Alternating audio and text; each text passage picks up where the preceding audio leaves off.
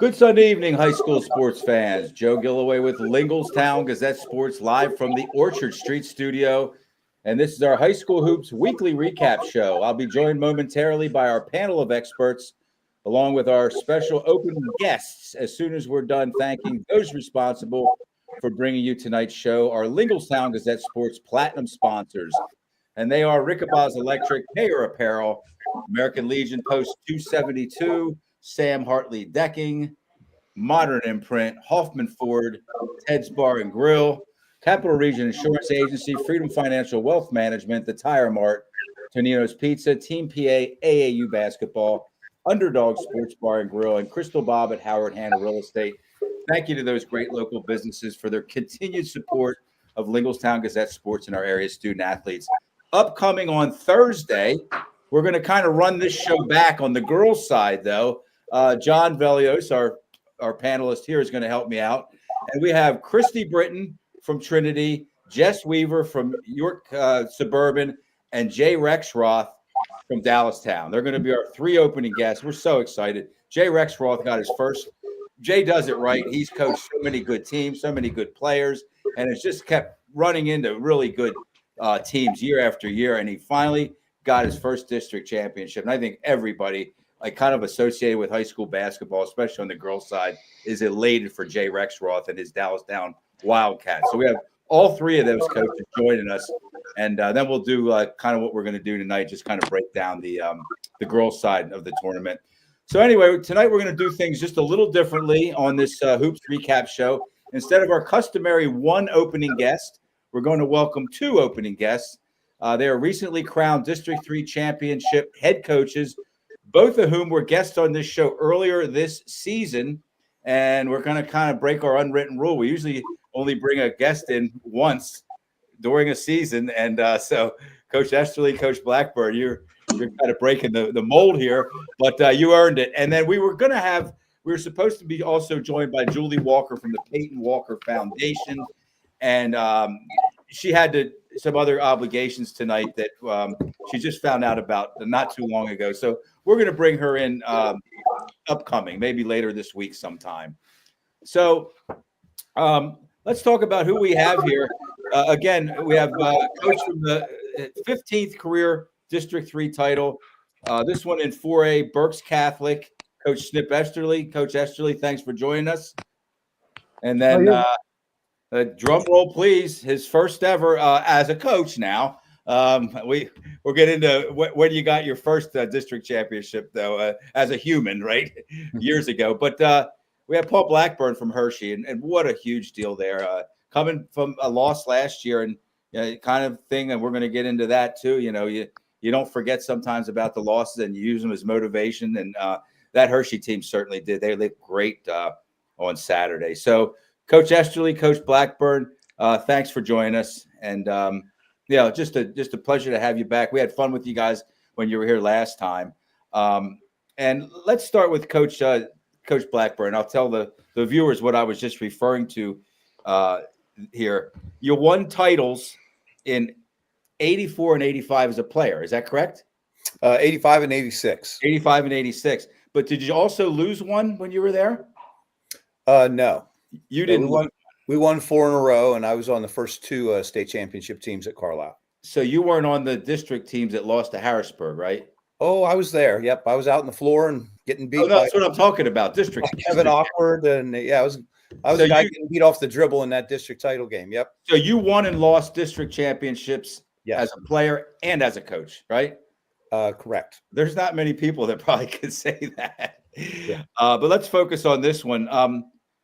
What was the feeling after last night's championship game? Was it a whole lot of buy-in after last year? You lost to Mechanicsburg, a Keystone Division rival, and was it kind of the culmination of what started the day after last year's loss?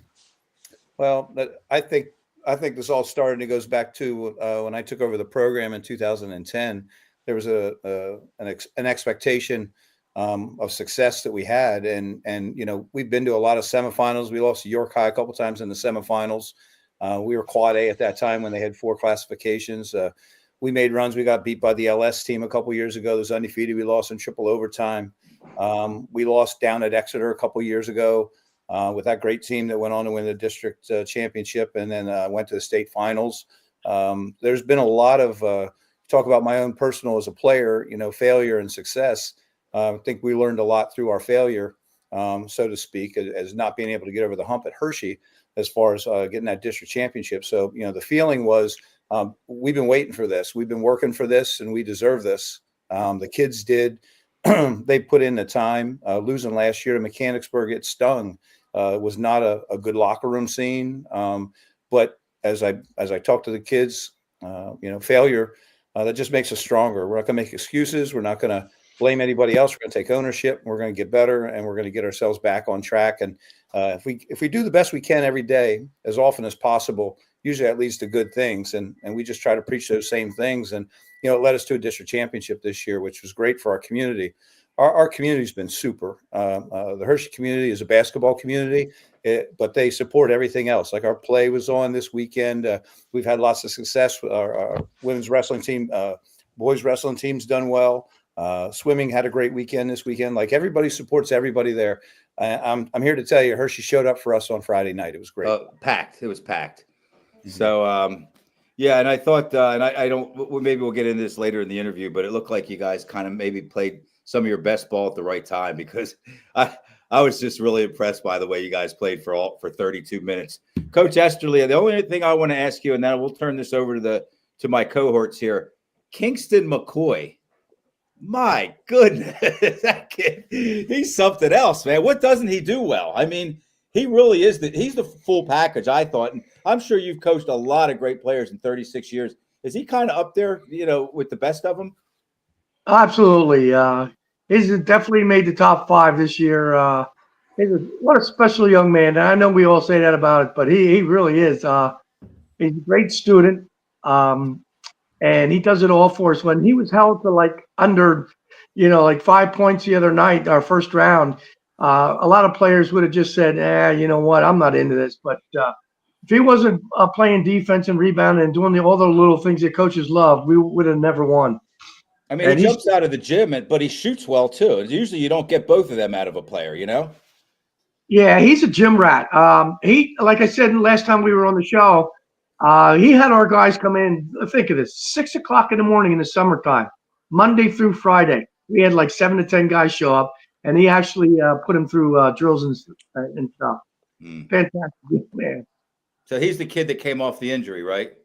Yes. That's what John was saying. John kind of put 1 and 1 together. You're right, John. Yeah. Yeah, he had a devastating injury last year. He couldn't play for 4 months. And he just started picking up a basketball in middle of July. Well, you had between McCoy and 2 of Coach Blackburn's players, they were 3 of the best players. I watched every one of the games, and they would all 3 be on. I think you probably know Coach Blackburn, who I'm referring to from your team, but they would probably be all 3 on first team all tournament in my estimation. Guys, take over.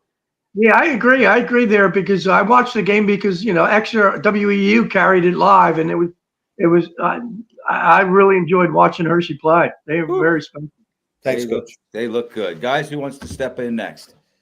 All right, Coach, talk about that. We'll go with Coach Esterly. Big one against Simon Gratz, a historic program from the Philadelphia Public League. But unfortunately for Gratz, they will not have Rasheed Wallace, among others, or Reds and all those guys. But anyway, yeah. So, but they're still, a good record, and they're very athletic.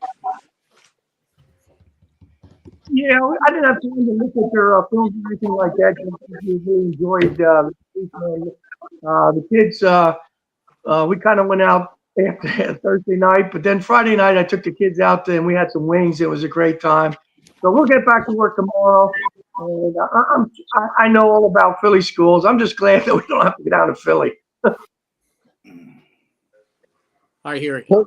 Coach Blackburn, congratulations on your first district championship. I know Coach Snip has maybe 40 of them by now, but Just shy. I know here at LG Sports, we were all so excited for you and your program, and well deserved, and congratulations. I just what do you think about this year's 5A state championship tournament? It's real balanced. I know that there's good teams in the East and the West. I think that there's been, if you watch scores throughout the year and you try to figure out who's playing well and who's not. I know with my own team, I always often talk with my staff, or Ron Greer and Colton Leonard and Justin Edwards, and we talk about, all right, we have a good record, but are we good? Like how good are we? And we test ourselves with our non-conference. We put them in different situations, and I think it really takes till the end of January till you figure out who's really good anywhere, and then it comes down to playing your best basketball at the end of the year in the playoffs. So I think it's a balanced bracket. I think there's some great teams out there, and we just have to be great on Friday night, and hopefully we'll practice well this week and get ourselves in position to do well against Penn Trafford. Andy Herr, you want to jump in here, bud? Andy Herr from LL Hoops. Do you see my where is it? How do I point on that side? I have your shirt hanging right there. You see that? Thank you for that. Yeah, thanks. I like it. Yeah, no, I guess for either Coach Snip or Coach Blackburn, it's good to see you guys. As from someone who primarily covers the LL, we didn't have a whole lot of participation up in Hershey this weekend, but I know I've seen both of your guys' teams this year actually in person. Coach Esterly, when you guys were over at Columbia, I was there, and then obviously on Thursday or Friday, whenever Coach Blackburn, you guys played up in Hershey. So I guess from afar, I sort of thought you guys were maybe not, I'm not going to say like the cream of the crop, but certainly high up there in 4 and 5 in terms of districts. How are you guys able to sort of keep the expectations in check to where, like, yes, we are good enough to be talked about in that top realm, but we haven't done anything yet. Let's make sure that we are as good as, people on the outside think we are. Go ahead, Coach. Okay. Our division this year was really super tough. We were in with all 6A schools: Governor Mifflin, Wilson, Muhlenberg, and Reading, and we won that division, and which was incredible. Mm-hmm. We lost two losses, and actually we lost 3 because we lost extra in the crossover game, but we stumbled there. And in the counties, we stumbled. We had a nice first game, but then we stumbled against Reading High. And our kids, like Coach was talking about earlier, about being really devastated. I mean, our locker room took that really, really hard. And we just stressed to them, look, I said, don't have this feeling again. And we had a super practice. I mean, the day after, 2 days after, we were still, walking around with our heads down. But then we took off, and we had some nice loose practices, and that got us ready for the district. And as you see, I just don't know how that start we had against Eastern New York was just absolutely incredible. I could sit back in the bench and say, this is unbelievable what we did. 6 threes, our first 6 threes we hit up there is just incredible. Coach Blackburn, how about you? Same question.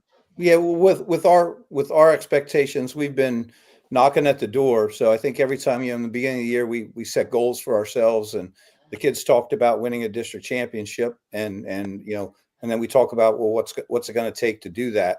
And I think they stayed to the plan.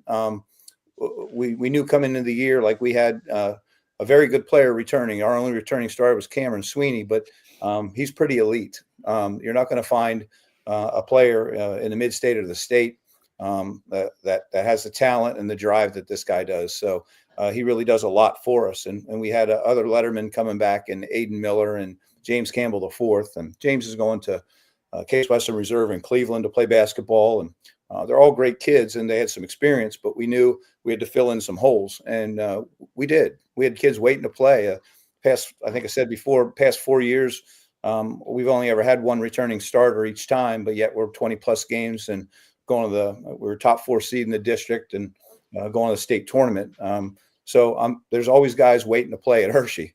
Thank God that they're waiting and working and getting their opportunity. So coming into the year, we knew we were going to have thought we could have a good year, but our goal was to win a district title.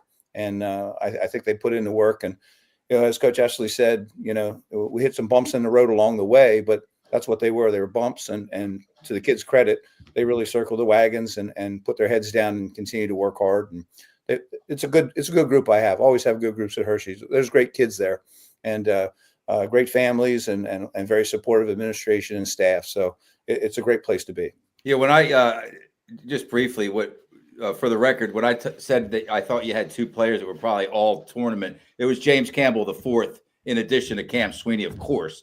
Yeah. I just thought Campbell had a phenomenal game. I mean, I'm sure you felt the same way. Just what he does without the ball on the defensive end. And yeah, you got some players there for sure. How about Coach Ty Sabercool? I have my questions, the coach question. So that's why we have you here, buddy. For the past 3 months, you've played 2 or 3 games a week. Now you have a week off at the biggest point of your season. What do you guys each do as coaches in this full week off? How do you approach this week, knowing that basketball is a rhythm, skill, timing sport, and you have this long break that you're not used to having for the past 90 days? Well, I might be able to answer that one real quick, that we didn't have the luxury of playing in the Mid-Penn tournament this year because Mechanicsburg won our league. So we had that week off, and we scrimmaged with Central Dauphin. Coach Fletcher had us come up and play, and that's one of the best things that we've done in a long time, not only from playing against a quality team like that, but also, Coach Fletcher's an outstanding coach, and he really, we have a good connection, and we were able to talk about some things coach to coach that I think really benefited myself in preparing my team. And then, so we use that time with a scrimmage. Now with playing all those games, like you said, that was very beneficial for us going into the district tournament to have a little bit of rest, because we were pretty beat up. We had flu, twisted ankles, exhaustion, like everybody else. There's no excuse. Everybody else was going through it, but we had the luxury of having a week to kind of prepare ourselves. Then we get in the district tournament, win this thing, and now we're getting ready for Friday. That's okay. It was a busy weekend for all of us. And then, we'll get back to work on Monday and do some preparation. 4 practices will get us right. And I think that little bit of time off would be helpful. Coach Esterly, how are you managing your time, you and your players' time?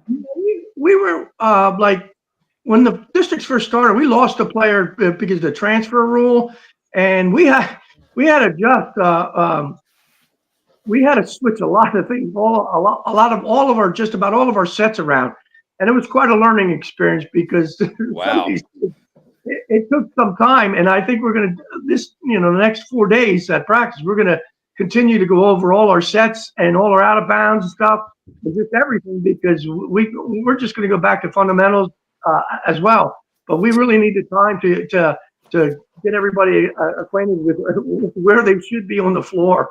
That really caught my ear, Coach. Transfer rule, very hypocritical. What do you think of it? I can't stand it. I just think you're hurting kids, and that's I'm not going to go too deep. I could get myself in trouble. Me too. I guess I could lose a gig. No, I'm just kidding. But anyway, I'm on your side all the way. So, Coach Esterly, one of kind of your calling cards is how intense you are on the sidelines a lot of times. We know that. John alluded to it. You had that really great guard a handful of years ago, and you kind of really gave it to him the one time because you knew that he knew that he had more in the tank than he was giving you.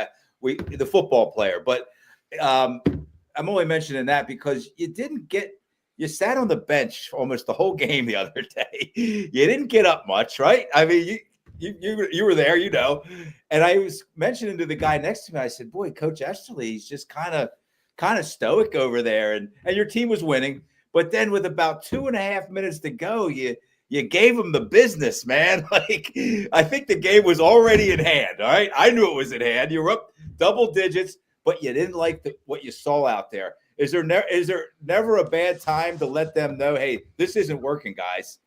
No, there never is a bad time. But somebody else had mentioned that as well. And I truthfully don't remember what the incident was that got me so bothered, because I don't know what could have. I was in a pretty good mood being up like 15-20. Yeah, you were up like a lot of points at this time.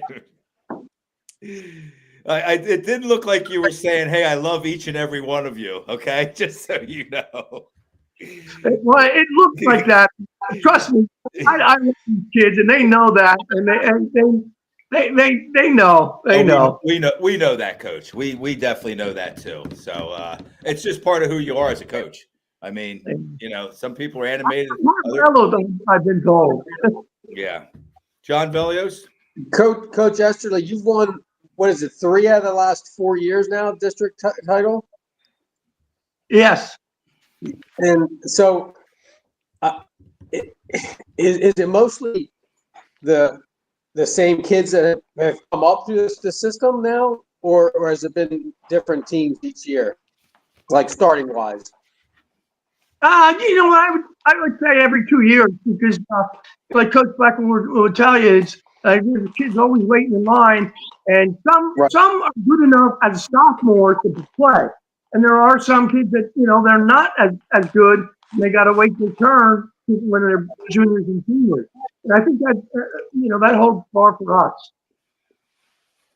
But when you have a player like Jason McCoy and Coach Blackman, you just pull them around, and when you have a great player that is a true leader, and it's just phenomenal to watch because these kids so respond to him because he's such an unselfish player, and that so helps you. Right. Yeah, I follow mostly mid-pen, Coach, and I think McCoy would be the best player in the mid-pen, and there's some good ones. I don't know why I just keep talking about Kingston McCoy, but I was blown away by him. I just thought he had everything, and what a joy to watch. And he's a junior. I see him every day, and I'll tell you what, it's unbelievable. I just shake my head at him. This kid's special. Right. And he's starting to get licked now because he couldn't play in the summer, so nobody really knew. But now he's starting to get some nice looks. Right. Andy Herr, LL Hoops.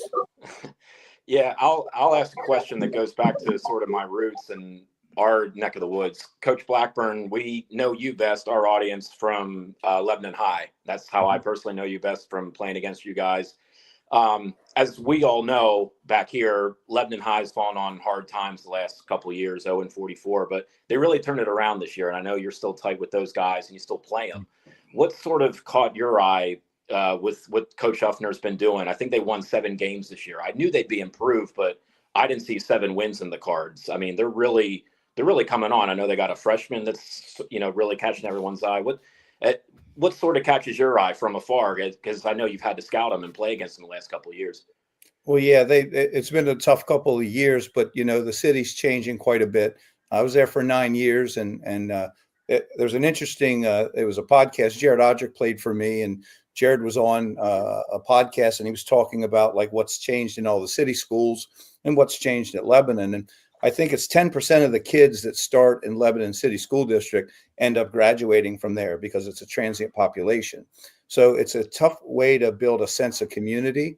And in basketball, I know when I was there, I spent a lot of my time on 8th Street running up and down with Tim Spearall, Scott Sanders, Terry Barlett, picking kids up and getting them to the gym every single day, even in the summer. You can ask my wife. She was home with the kids at the time. But, you're picking them up, you're dropping them off, you're spending time. It's still that way. I mean, you have to put your heart and soul into their lives. I'm still very close with a lot of the kids that I coach there, and spend a lot of time still with them and their families because of the time that you do put into them as people. And I think that's, Chris needed some time to do that and get connected. He's a Lebanon High grad, and he needed some time. His staff is all Lebanon High grads. Like when I was there, I hired people that were Lebanon High and had a lot of pride in being a Cedar. And I think that, Chris is putting in that work. And I think that he's finally able to get a group of kids that's able to put in that work. And I think it's shown with a few of the wins. And I think they're going to continue to build. They're still able to do those things. I agree. Cedar Crest apparently has the pipeline coming. That's what I hear. So, Coach Savercool, anything else for these guys? I guess it's kind of a short answer question, echoing what Coach Freffler said last week. Kind of stuck with me. So he brought up the whole conversation about a district championship and a conference championship. Obviously, both of you have been in positions to win those and or have won those. Coach Freffler said he kind of feels the conference championship is harder to win. Berks or SNP for you would be a Berks County, championship, but Which do you think's harder to win, a conference championship or a district championship? For our team, I think the county championship would be harder. I think it depends on each year. My longtime assistant coach Bill Fowler, we used to go in and argue. What would you rather win, a county championship and district championship? And that was the big question, and half would say would love to win the county before, instead of the district. But I kind of like the district because that's tough. You got District 3 is huge, that's it. I think it's a great accomplishment. I think there's 119 or so basketball schools in the entire district. So if you finished, first in 4A, you're up near the top of those 119 for sure. I've coached in at DeLone Catholic in '94. Snip, I know you don't remember killing me that year, but you had Linderman and Swavely, and you beat us in the finals. So you don't remember it amongst your bazillion wins, but I remember all the losses, and that was one of them. Thanks, Snip. But anyway, so coaching in that conference, that's a very tight York community. That county championship's really big. I have not coached in Berks, but I coached in the Lancaster Lebanon League and won a Lancaster Lebanon League championship.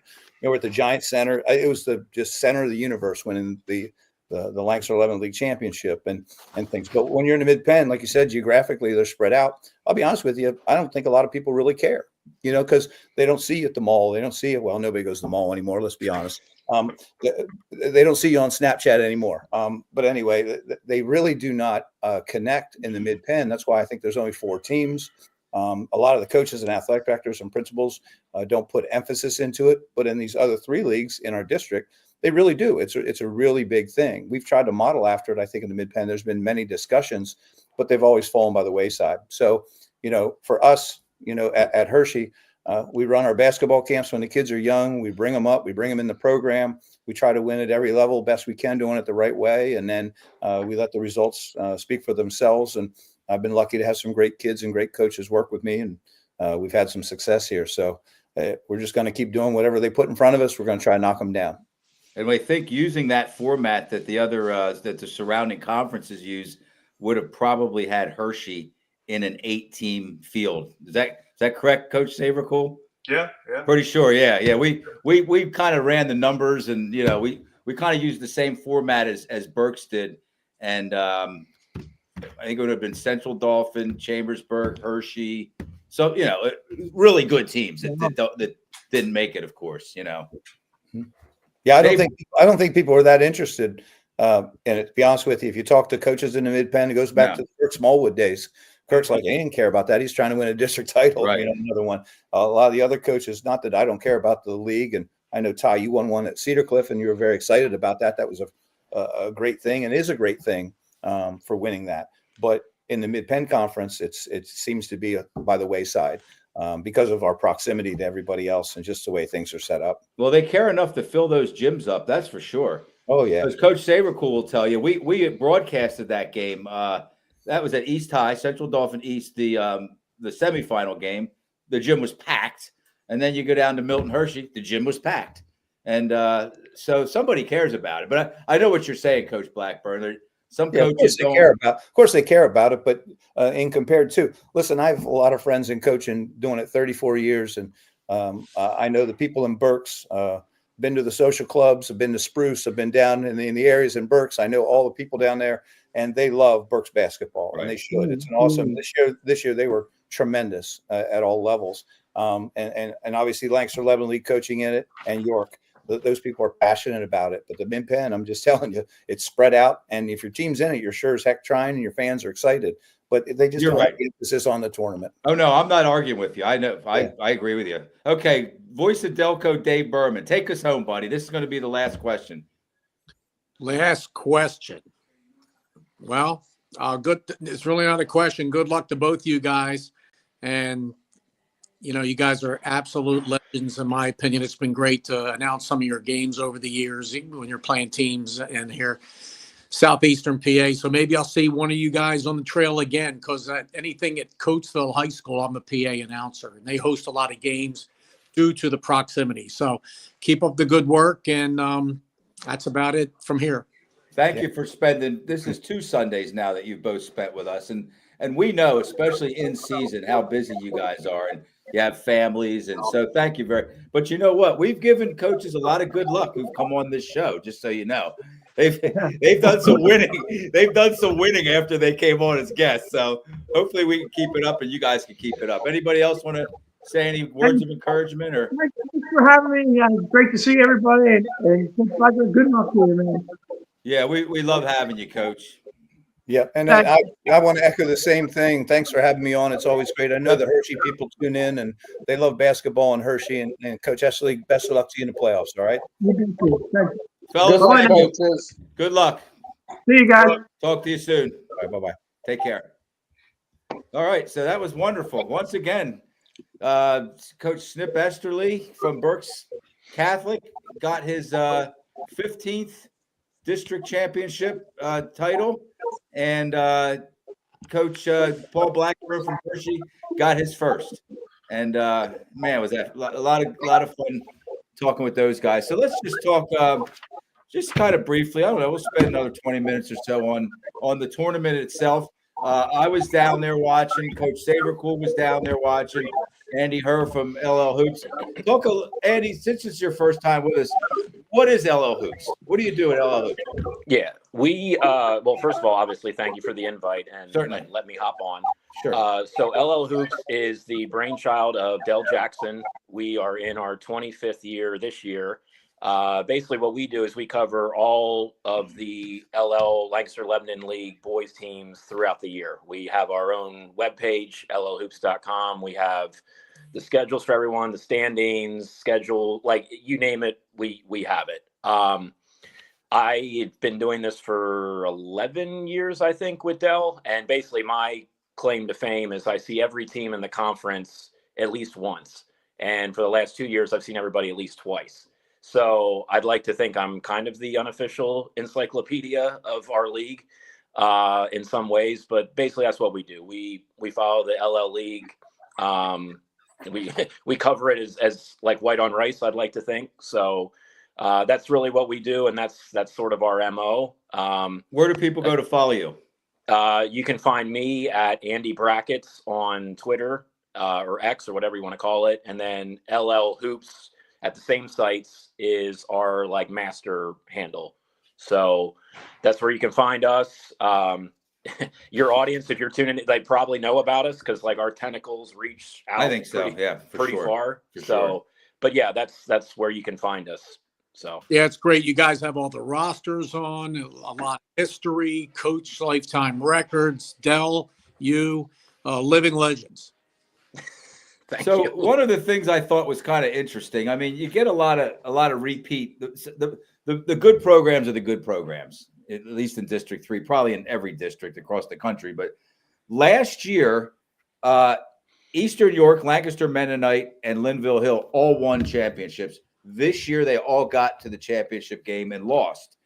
Last year, Hershey and Trinity got to the championship game and lost, and won it this year. So they kind of like flip-flop there. And, Hershey and Trinity, got revenge, and the other three, to their credit, they got back to the championship game after winning it, and just didn't get it done. So 6A, first year, at least in recent memory, with 16 teams and no buys rather than 12 teams and 4 buys.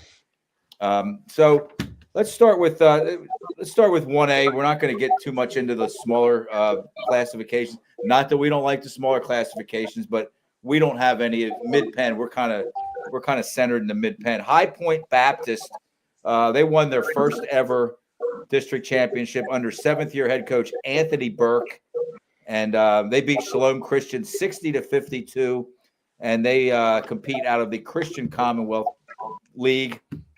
York Catholic 48, Linville Hill 46, and that was York Catholic's 13th district title in history. And 7th-year head coach Dustin Becker, that was his second title. And there, of course, they compete out of York Adams. Trinity, Larry Kostelak Jr. 20th. It's the school's 20th. He was at the helm for all of them.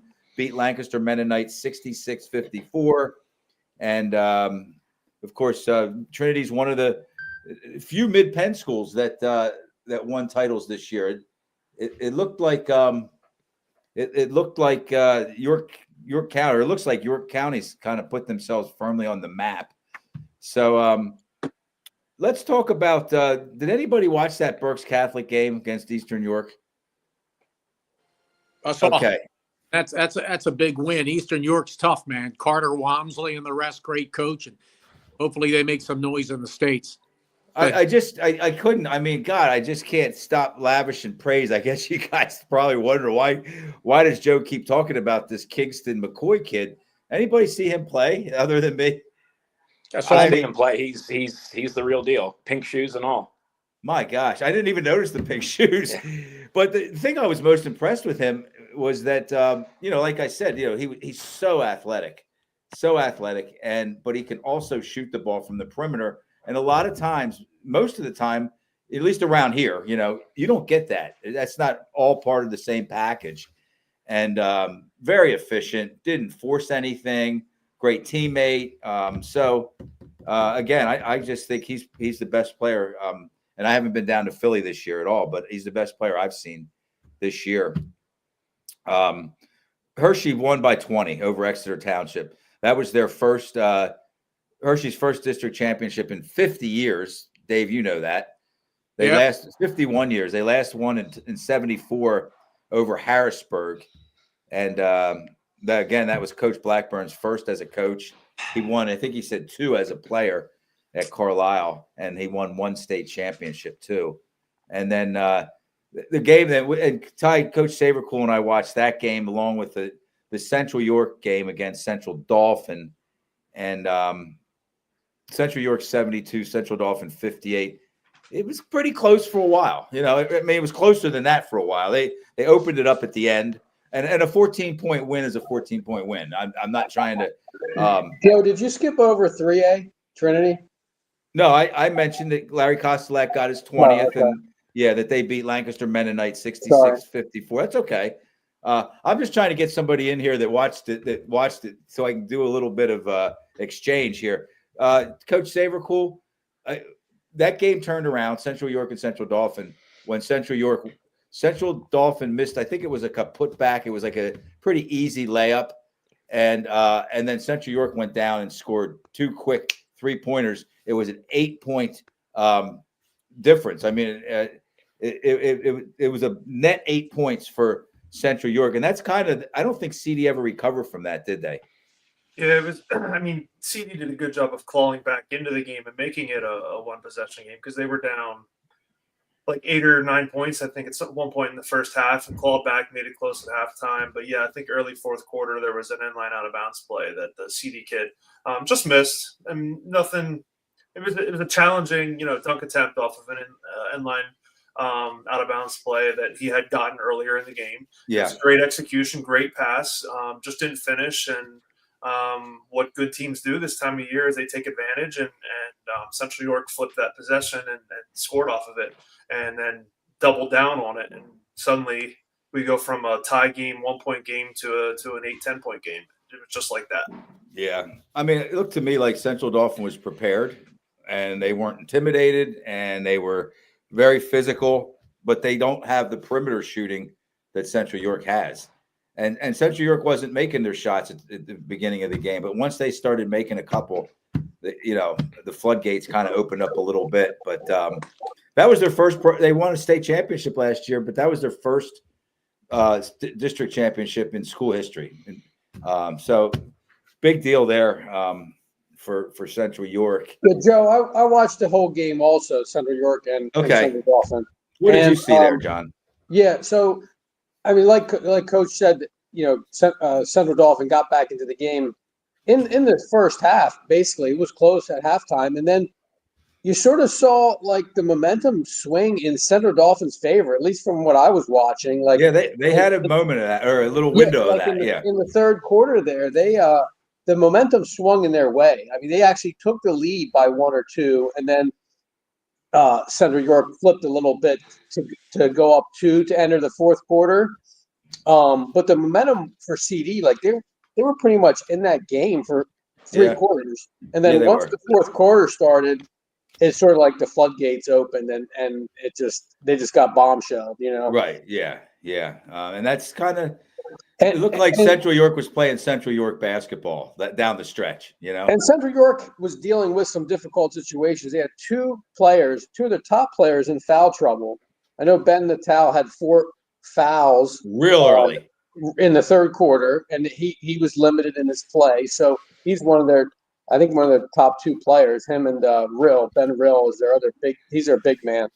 But He was out with an ankle. He was on the bench with an ankle for a little right. bit there. So credit to Central York for hanging in there because CD did have the momentum, and then the fourth quarter was just a whole different story from what I saw from the rest of the game. Yeah, it was an entirely different story.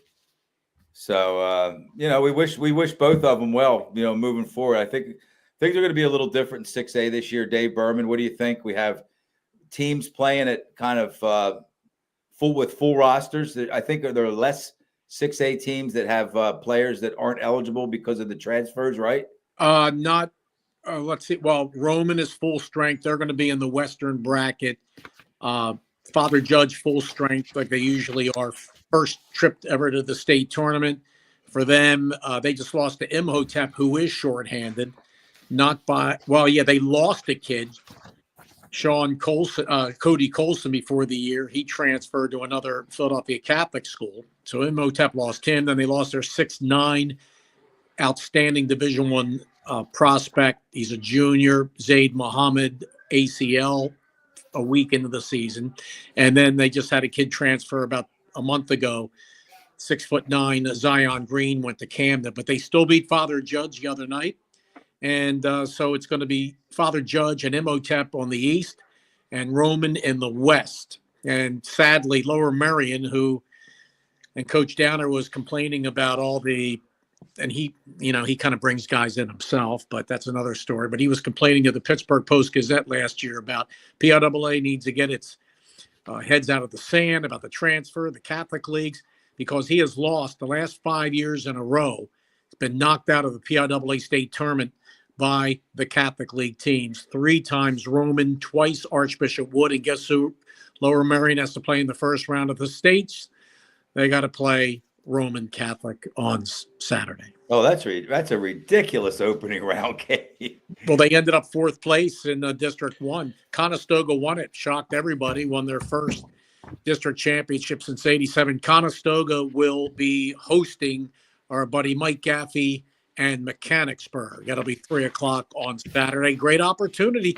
I tell you what, Mechanicsburg matches up very, very well with Conestoga. Not so much with Plymouth Whitemarsh, who is loaded and tall, but Conestoga found a way to beat him. So that's what's going on. And 5A Bonner's out with their 2 6'7" guys who Billy, they came in, one from Cheltenham, one from Upper Darby. They're sitting out for the PIAA, but he has enough. He has like 6-7 guys. He's down to maybe 6 guys now that could make a run in 5A. And Newman Goretti's fully loaded, and they could be a problem, guys, in the Catholic League. But, yeah, the best team I've seen in the state, and I've seen a lot of these teams in 5A, going to be hard for anybody, private or public, to beat Upper Dublin. Yeah, and who has them early? I just was looking at the my brackets here. Yeah, they just came out. They just became official. Let me see here. Upper Dublin. Oh, Dr. Herrera from the LL plays them right off the bat. Yeah, my buddy boy. Gene. That's a rough draw there, guys. Well, you gotta run into these teams eventually, and Gene has a lot of young guys, right, Andy? You've seen him several times. So he's a great coach, but it is Upper Dublin's one of those teams that they lost by 30 points last year to Unionville in the District 1 5A tournament championship, and they're one of those teams you were talking about earlier, got revenge and blasted Holy Ghost Prep this year in the District 1 championship. Andy, okay, so you've seen Octorara a bunch of times. Have you seen Upper Dublin at all? I have not seen Upper Dublin. I'm thinking about maybe going to that one on Friday, or there's that game or one other game I'm thinking about going to for our teams. Kind of piggybacking on what you said, I've actually seen Conestoga this year in person, and they put a hurting on LS, who's also in the state playoffs. Chase Smucker went off for 50 in one game earlier this year. So, but for Conestoga, like they're probably the best team I saw this year for my eyes. Like Third year think of head. that, Yep. think of that what you will, but I really like Conestoga a lot. Miller, the point guard, I love that kid, the way he plays. Number two. Yeah, they're a solid bunch. But Yeah, but yeah. Coastal this week, and they're not as big as Coastal, but they have enough size to cause a problem. 6'5", but that'll be an interesting game. So what will they're tall, Upper Dublin, and but Gene, Yeah, what we don't know yet. I mean, I haven't had a chance to look at the brackets too extensively. Every year, there's kind of some seedings that aren't kind of real true, because like a really good team gets knocked off early in their district championship tournament. And so you could think that you earned like a really good matchup, and you might end up playing like the best team in another district that just happened to have an off night. And I think a great example of that, and I'm gonna refer to on the girls side. 2017, Central Dauphin played the 11 seed out of District 1, Souderton, right? I'm pretty sure Central Dauphin was a 1 seed. Souderton beat them by 31. So it was 50-29. What is that? 21. And Souderton ended up losing by a point to North Allegheny in the state semifinals. So that's how legit Souderton was. You lose to an 11 seed, and again, I don't know, somewhere in this tournament there's some situations like that where you just get a really bad draw because you ran into a team that lost earlier. It could be the opposite too, but there are teams like that are going to have to win early. Like you just mentioned it. Lower Marion and who they playing, Dave? Roman Catholic. That's rough. And Lower Marion, no size. Who did Lower Marion? Did they lose earlier in their tournament?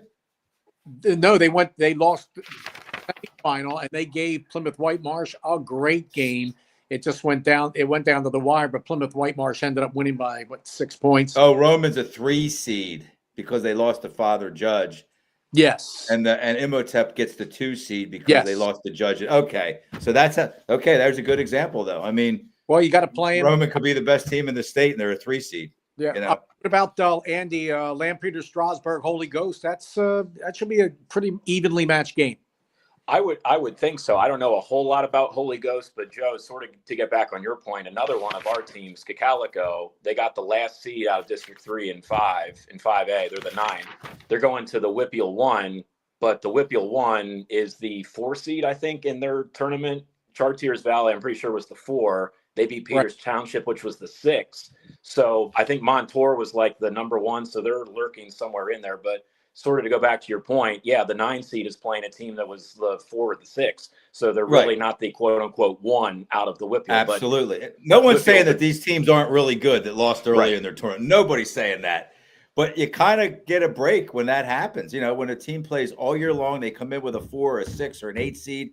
Or no, they come in with a 1 or a 2 or a 3 seed, and then they lose, and it's kind of like not a true seeding, even though it's a fair seeding. It's just you're not seeding the teams purely or truly. Right. So Cocalico's got to go out to Chartiers Valley, and Chartiers Valley's 23-3, and then Milton Hershey goes out to McKees Rocks to play Montour, who's 24-2, and Exeter will host a game. They're going to entertain Greater Latrobe. Latrobe, 20 Arnold Palmer's hometown. Yeah. They play them. So good to see great Johnstown, the Trojans, the men of Troy, 24-1 this year. They've always had trouble with the Whippeal teams in the state tournament, and they open up with Moon. So there'll be some upsets first round. Yeah. So York High back in it. They have Upper St. Clair. That's going to be a tough draw. but when you have an 8 seed, that's what you get. Sometimes. Remember last year, Central Dauphin had to go out there and they were up by 20 in that game. Oh, I watched it. Yeah, That Upper is St. Clair was hot. one of the best teams in the state, and yeah, they just kind of clawed their way back in and claw. You could see by like the beginning of the fourth quarter that Central Dauphin was going to have a hard time holding on, and that would have been a great upset. Instead, it was just a really hard fought loss. Right. Cumberland Valley has to play Newcastle, the 2 seed. They lost to Upper St. Clair in the Whitfield title game. I'm just throwing out a few here. Mechanicsburg's got a really tough draw. They have to play Conestoga, the 1 seed out of District 1. Plymouth White Marsh, the 2 seed will host Wilson. So our Mid-Penn schools guys, they got some tough matchups here. So, hey, Springford at Central Dauphin. Yeah. Springford, great coach, Joe Dempsey. Joe, I want you to get a picture with Joe if you can. He was the coach. He coached for 14 years at LaSalle of the Philadelphia Catholic League. Took them to a state final in 2014. They lost to Malik Hooker and Newcastle, who's back in it again. So that'll be a good game, Joe. 7:00 on Friday, a Saturday night game. Springford is good. They took Coatesville to overtime, and they have a Jacob Newwin. Have you guys seen him at all? 6'4", one of the best players here in District 1, can do it all. So that'll be Dempsey's an unbelievable coach. That's going to be a great game, Joe and guys. Does anybody know any teams that we need to be looking out for that other people may not know a whole lot about?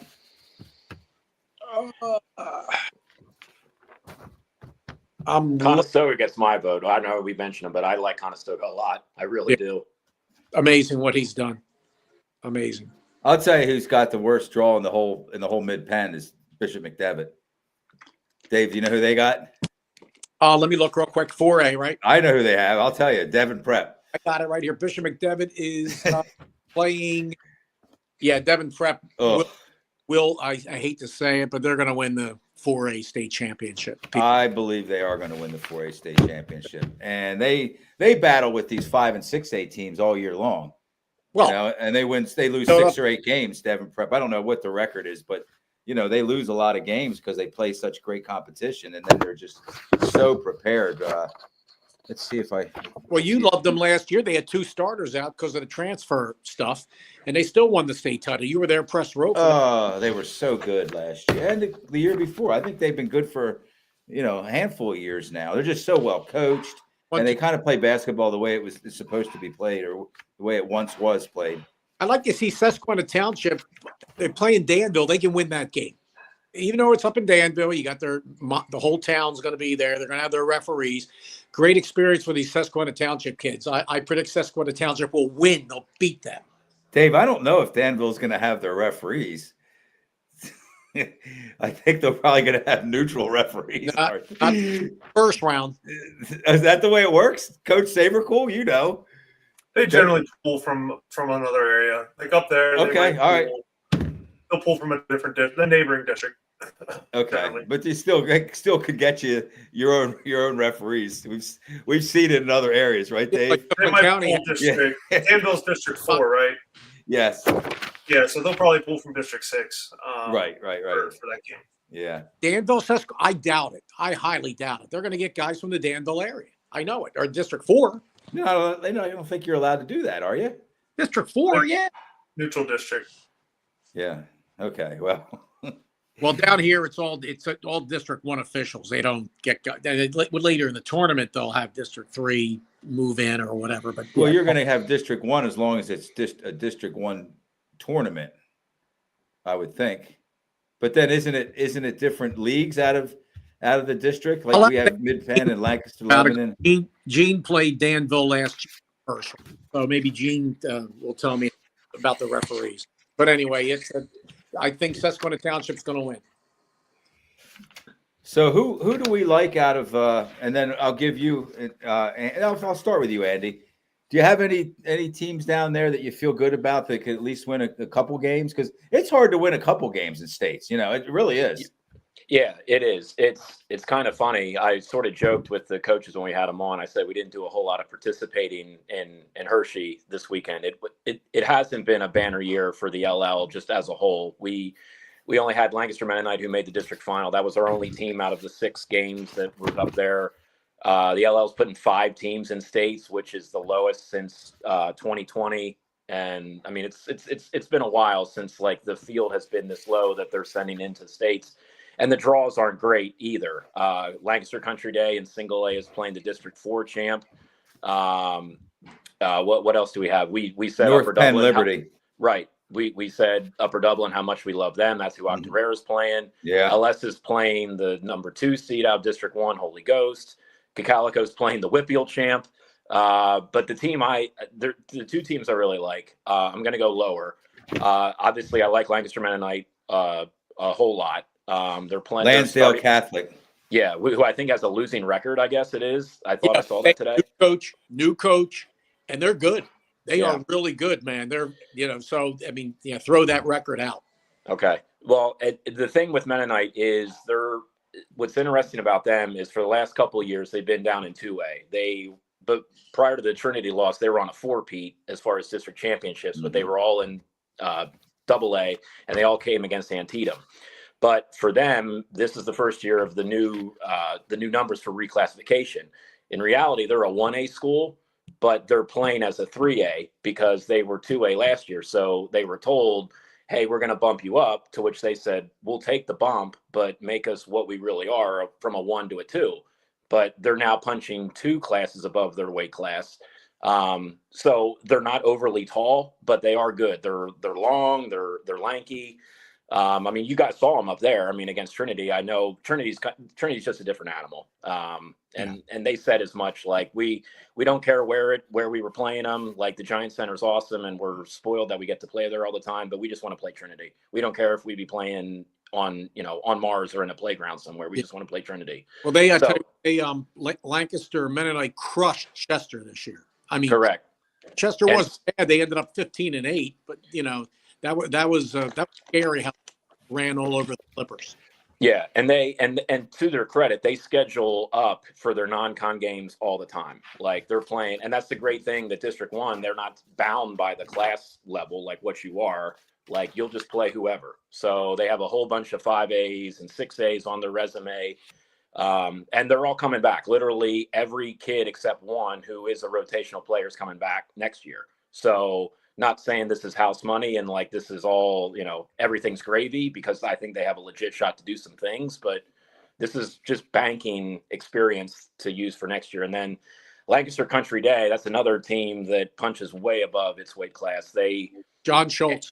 Yep. Every game on their schedule, except for the games that they go out and schedule, which is primarily single A's and the non-con, is all above higher classes because they are the only 1A school we have in the LL. They're playing against Mennonite, who, like we said, is 3A. They're playing 3As and 4As all the time. So they're going to be battle tested. And I don't know a whole lot about North Penn Liberty, but it's District 4. And they have 2 all-state caliber guards, Country Day does, in their backcourt. They're dangerous. And they made it to the Elite 8 states last year in single A. So yeah. I like that. Yeah, Jordan Ashby and Chris Dukes are there. Yes, Jordan. I saw them play. They gave Chester Charter a heck of a game down here, first round of the states 2 years ago. So I really look forward to John Schultz and those guys to make a run. Very, very impressed with that program. A couple of years ago, though, when they played us, Andy, they had a bunch of guys out. Though they had like 3 guys out because they went to some. Honey, where'd they go? They went to some camp or something like that.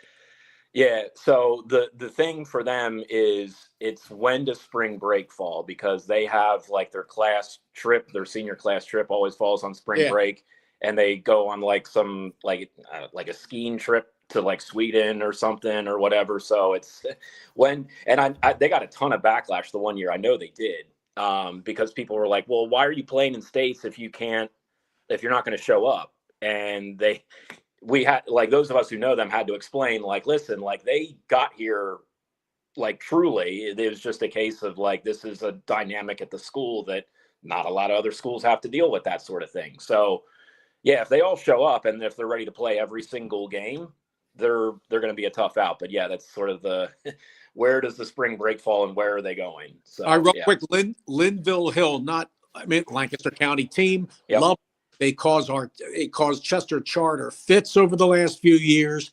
They had to run into Berlin Brothers too, as you know, in the state semis. But Linville Hill, they are just tough. They're Mennonite kids, man, and they cause havoc. They're unbelievable. Open with Marion Catholic, the 1 seed out of District 11. Cold Cracker team, Linville Hill, and then the second round, I think Linville Hill's going to win that. They're going to play either Doc Mennonite or Constitution, but one game at a time. And Linville Hill can beat those teams. So let's kind of close things out here. Not this moment, but let's do the same thing. Andy, thank you very much. Yep. Yeah, appreciate it. That was a great recap. And so let's do the same thing, guys, with Mid-Penn. Is there anybody in the Mid-Penn that has a better chance? I don't think anybody else has a legitimate chance of winning the state championship other than Trinity. They have the best. Let's just say they have the best shot. Does anybody disagree with that? Well, I still favor Central York. Yeah, Central York. I would put them up there. I got to put them up there, Joe. They beat Imhotep this year, and they beat. That's true. So you got to stick with them. Well, see, I see Central York, who had a really nice win over Central Dauphin.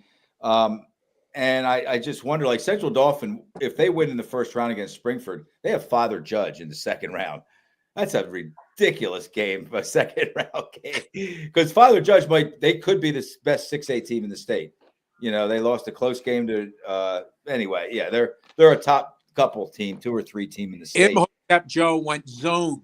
They were down by 14, Imhotep, the Judge, and be going in the third quarter, and they went zone, Right. and they did a hell of a job with that crazy zone, and it flustered Father Judge. But you guys are right. Yeah, John, you're right. Got to include Central York in there. Trinity, though, open with Penn Cambria. They're the 4 seed out of District 6. If they get past them, they'll play the winner of North Star and Shady Side. And I would think that they would eventually run into Aliquippa, who lost a heartbreaker at the end of the game to South Allegheny out in the Whitfield Championship. Followed that one. Joe, are there any teams out of the Philly area that are in 3A, or do they get moved up? That are what's that, John? Any teams out of the Philly area, District 1 or District 12, that are in 3A that would compete with Trinity? Because remember, it was like West Catholic before. Tell you who's going to be West Catholic's still in 3A, right, Dave? Yeah, they're good. They are good. I mean, they've had just took so many losses, West Catholic's on the opposite. Yes, they're on the opposite side of the bracket. So if Trinity and West Catholic both continue to win, they could meet in the state championship game. That's a great question, John. Who else, Dave? 3A? Yeah, Mastery Charter is the 1 seed out of District 1. No. What's MAST stand for? Mass Charter. Mass Charter. I think Chester Charter. Chester Charter single A, and they beat them. They play a lot of small schools, man. But they played the Overbrook, Overbrook squeezed in. Will Chamberlain, his day scored 100 points in a game, right? So, yeah. If I seem unprepared, viewers at home, it's because these brackets just came out like right before. I'm seeing them like some of these for the first time. I posted earlier. I should have. I saw that. And after I saw your post, did I like your post, by the way, Dave? I hope so. It makes. I think I did, but that's what gave me. I knew I could go print them out after I saw your post. So thank you for that. Right. So anyway, Mass Charter. You got. I don't know. It's going to be. I think it's going to be West Catholic Trinity in the finals. It could very well. It looks that way. Boy, I'll tell you what. That not to get into dissecting Trinity, but that Andre Steele, he's a difference maker. Coach Savercool, what do you think of him? Yeah, he's crafty. Really, really crafty with the ball. I think he's he's someone that brings an element that if Schlegel is off, he's in foul trouble. If something happens where Schlager's just being shut down or not scoring, Dre can certainly hold up his end of the bargain until Owen gets his legs, for sure. Yeah, we could get into. There'll be one round in the books by next Sunday at 6:00. So we can get a better idea of what's going on then. And this could take us forever. I don't want to drag this out any further, but I just want to say it's PIAA state championship basketball time, fellas. And Congrats to our in Pennsylvania they do have a private school state championship. It was a championship game was held today, and local Central Pennsylvania connection Justin Hauser played for Ty at the Cedar Cliff before moving down here. Phelps School from Chester County, Malvern, beat the Hill School 66-56 to win a state championship. Private schools, guys, they can reclassify guys and they're eligible and stuff like that. So right. It was held at St. Joe's University, and it was a big crowd. Right. Yeah, there's a lot of great talent playing out. Is that the Interact, or do you how does the Friends League mixing with the Friends? The friend, very good, Joe. Yeah. Well, you're a Philly guy originally, so you. Yeah, but that's not why I know what that league's called. I just sit around and drink like lots of coffee and do a whole lot of reading and studying. So what's your job? You still working in the steel mill or something like that? Just kidding. Me? All right, fellas. Anybody else have anything good for the cause here? All right. Dave Berman, thank you. Coach Ty Sabercool, thank you. John Velios, thank you. Andy Herr from LL Hoops, thanks for joining us. If I go, I think I'm going on another show now, a Philly District 1, District 12 show, so I can tag you, Joe, to look and see what I'm looking at. You can tag me. I'll put it if it's something I can post on Linglestown Gazette Sports Live, I will. All right, I'll let you know. All right. Okay, so man. Andy, we'll get you a link every week now. You can come and go as you please, buddy. You're welcome to join us anytime. So yeah, thanks to everybody that joined us tonight. Thanks to Coach Paul Blackburn, Hershey, his first district championship as a head coach, his first district championship as a basketball guy in about 40 years. He was part of 2 at Carlisle as a player, and then again Snip Esterly from Berks Catholic. He got his 15th over the weekend against Exeter Township. So, fellas, thanks a lot, and I'm sure we'll be texting and chatting throughout the week, and we'll reconvene next Sunday, same time, same place. Good night, everyone. Thank you.